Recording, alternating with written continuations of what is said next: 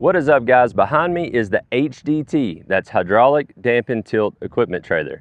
The HDT is a trailer we've been building for years. Constant innovation, constant engineering, improvements. It's just iteration after iteration to make it that much better of a user experience.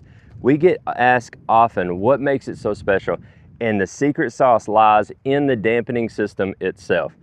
It has a mechanical bed latch that when you unlatch, it has also a hydraulic lock, so you can lock the bed anywhere in between.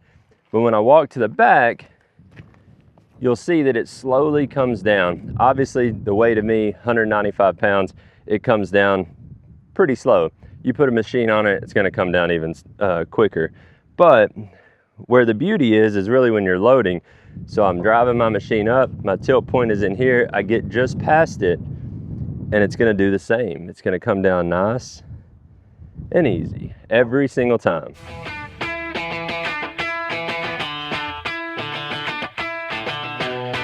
Go.